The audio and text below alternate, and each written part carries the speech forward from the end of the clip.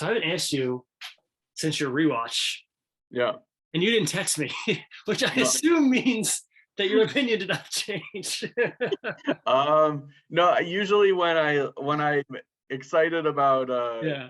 about a movie, I'm not stingy with the text or the tweet. I got So got to the point you're like, I'm gonna go see it again, and then I didn't hear anything else about it for the rest of the night. I was like, oh, he still doesn't like it. It's like, all right, that's fine. yeah, no, it's no, like when I saw like worst person in the world, Yeah, I was like, I can't wait to vindicate Rob or like confirm Rob. Like, that's awesome.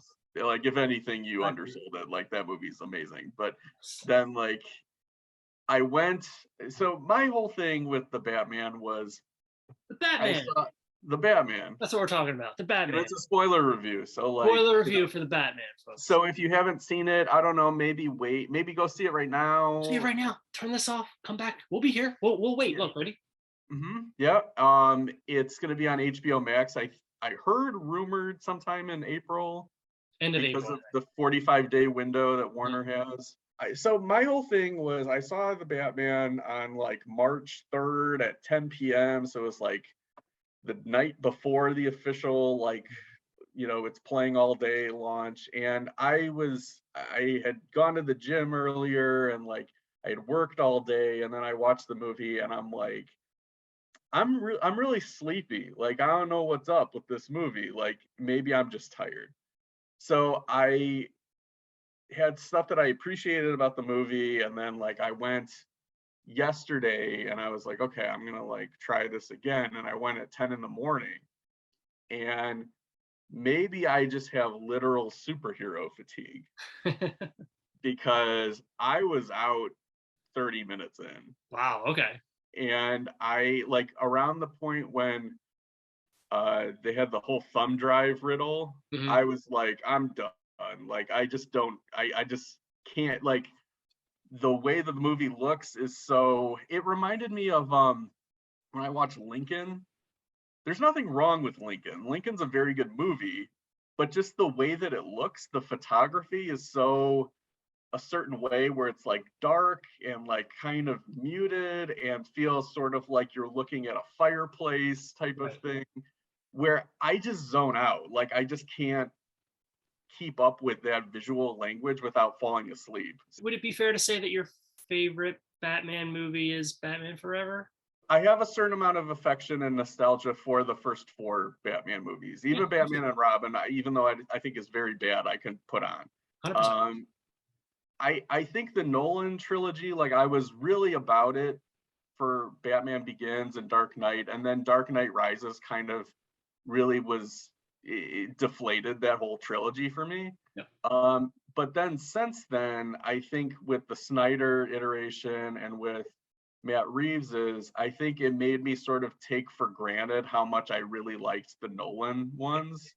So I rewatched about an hour of The Dark Knight over the weekend, and I was like, this is easier for me. Like I don't feel like I have to give allowances to the movie. Like the movie's just working for me. Right. Whereas I think with the Matt Reeves one, just personally, um, I'm very analytical. I'm very in my head about it. Like I'm parsing, like well, I like this, but I don't like this, and Mhm.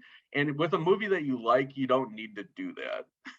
Yeah. So I was thinking about this today because I knew going into this, I was like, all right, this is gonna be one of those where I talk about what I like and whatever, maybe a kind of one-sided conversation. And I was thinking about it in terms of I think Batman is a lot like Bond, where like everybody has something that they come for from Batman. If you like Batman, if you don't like Batman, then you don't.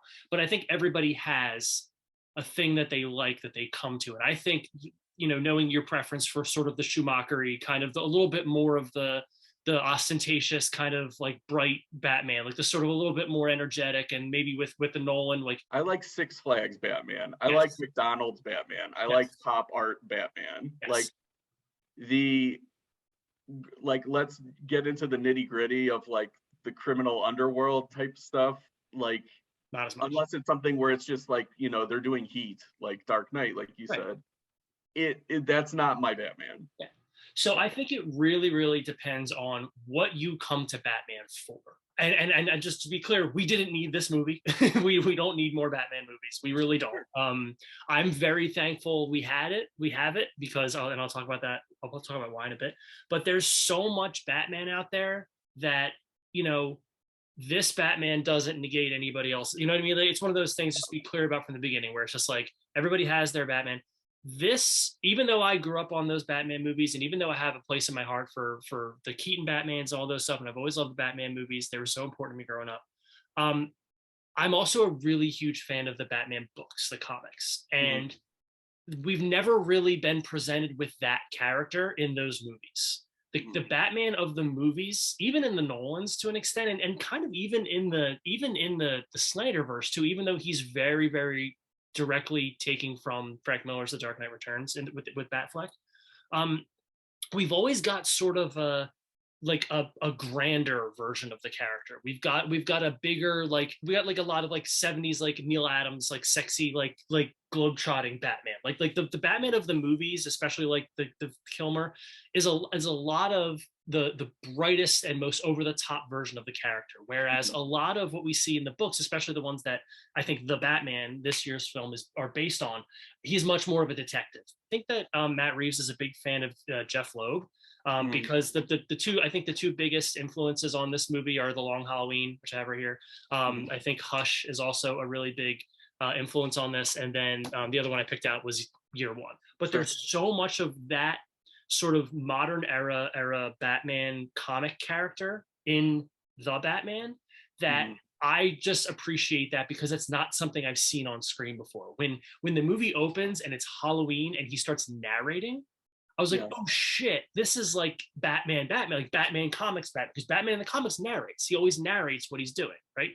We've never Mhm. seen that in a movie before. And that doesn't negate the problems with the movie. The movie has problems, all that stuff. But I think I was so in the tank for the movie because I'm like, oh, I see exactly what this movie is doing. Um, I think like I said this when I talked when The Last Jedi came out. I was like, oh, Ryan Johnson likes Star Wars the way I like Star Wars. Like the Mhm. things that Ryan Johnson likes to think about Star Wars are the things I like to think about Star Wars. I feel the same way about Batman with Matt Reeves, where I'm like, oh, this is like I get his perspective. I get this. I really like this. Mhm. I because he's thought about the character the way I've thought about the character. Not that it's right or wrong. It's just this happens to be my wheelhouse. There's things in the movie that I really like. I What really are they? like I really like Robert Pattinson. Um, I really like the eventual message of the movie. Mhm. I had this similar thought with Joker, where Joker was such unrelenting doomsday Yeah. in terms of how it's just its theming, that I was like, well, what if you did this for half of the movie and then like out of nowhere, oh, Batman's also in this. So there's like a counterpoint to it. Yeah. And it's a little bit more uplifting. I think Joker is an incredibly cynical movie. Yeah. I think this movie, as you mentioned, that the conclusion it comes to, I think is Yeah. incredibly uplifting. I think so too. I just wish it would like come to it in the beginning of the Yeah, third act. yeah. Yeah, because Oh, this I movie has like yeah. a bloat at the end that is undeniable. There's no deniable. Like the last like 40 minutes of this movie, it gets like your movie clock is all messed up. Also, for me, it felt a little bit too samey with Batman Begins, and maybe that's just because we were doing the gangster elements more Yeah, than we have since, since those early Nolan movies. So I just felt like it was kind of Joker tone put on Batman Begins. So like even though like can objectively recognize that Matt Reeves is doing something new with the character, for me it kind of just felt like pastiche still. I don't think the character is written all that interesting, like as Catwoman, but I think that Zoe Kravitz is like an undeniable star. he's a movie star. So yeah, and same with Pattinson. It's like they're movie stars. So like it's nice to just they're compelling no matter what they're doing. Their first scene together in the library, I was just like, Yeah, it's like I couldn't handle yeah, it. I was like, what's happening here? They're not even saying anything to each other. Oh my god. totally. Yeah, Yeah. yeah. And Michael Giacchino's score is the best Batman score since at least Hans Zimmer. I So I mean, listened like, to I listened to the whole. If you listen to that whole score, the whole album, all the way through, it's yeah, incredible. yeah, no, it's great. Like, so yeah, I'm coming in from this just kind of bummed because like I wanted to like it more than I did. I don't know right now what a superhero movie can do that I will find exciting. Yeah, Like, I think there's just been so much in the past 14 years, counting since Iron Man or The Dark Knight, that I just I'm spent. Like, it's like a vacation where the day you booked one too many days and yeah. you just want to stay at the hotel and you just want to go home. Like, I almost think with Batman, it's like it doesn't matter what you do with it. I'm just not ready for more Batman. Like, I just want a break. I don't know. I thought it was overall 100%. I thought there was a little bit too much Paul Dano in the back half. I think if they had parsed that out a little bit more, I think it would have Uh, been a little bit more effective. it seems more pronounced to me because like I wasn't a big fan of whatever it's not so much his performance, it's just their take on the Yeah, Riddler. I thought that because there's been so many memorable Batman villains in movies, I think it just seems especially underwhelming kind of what they did with him. So unlike a lot of the earlier Batman movies where the villain was kind of the whole show, like this is more centered on, being a moment for Batman and Bruce Wayne to pop, which I guess is good. The thing that I found fascinating with this is I feel like this is like Ang Lee's Hulk, but Batman. And kind of. if if this came out in 2003, I feel like audiences would have really rejected it. Mhm. Whereas now I think they're kind of smart enough to like appreciate it in a way that maybe, and I'm not a big fan of Ang Lee's Hulk, but I think like this is a tougher movie to like embrace than what's happening right now. Like people are really kind of going for it, which I think is just kind of showing how adventurous people can be within these IP that they love sometimes, which is nice to see. Yeah, and I think also maybe a little bit of what you talked about before with superhero fatigue, where the stakes are a lot lower now. If this had Mhm. been the first Batman in 10 years, if this had been Batman Begins, and in 2005 people were talking about, we were all talking about Batman Begins as like, oh, they're doing like dark gritty Batman again. Like Batman's going back to it's like, oh, Batman, when you watch Batman Begins, like this is nowhere close to reality, right? This is a noir. This is a, like there's all these genre elements, like Christopher Nolan is putting Batman in these genres, but it felt realistic. It felt dark and gritty and all those things. Um, and I think that maybe had we not been so burned out on Batfleck, had we not been so burned out on, because Dark Knight Rises is only 2012, it's only 10 years ago. Yeah. If this had been the first new thing in a while, I feel like people would be much more defensive and rejecting it and not my Batman and all that stuff. But I think people, as you said, are kind of just either we're just ready for it now or the people just don't care as much. I don't know what it is either, because like I think that I have this theory that people are starved for like an upbeat blockbuster. And Yeah. I think that's one of the reasons why No Way Home like performed as well as it did. I especially around the holidays, it's like that's what you want. And but I feel like Hollywood is just kind of built up such a it's like it's our diet now. Like we just expect things to Mhm. be dark and foreboding, and what once was fun is now um our great stories, so to speak, Yeah. and like we have to learn lessons from Right. them and everything like that. It can't be just like popular entertainment anymore. For me at least, I feel like I'm just starved for like going to a blockbuster and having a good time. I totally understand when it comes to like just the fatigue and just the like, I don't have the energy for another interpretation. I don't have the energy for more, I get it. And that's the way I feel about almost every other franchise. I did not walk into this expecting to love it. I really didn't. And Yeah. No, and for the record, I'm happy that you love it, and I'm yeah, happy that a lot of other people are loving it.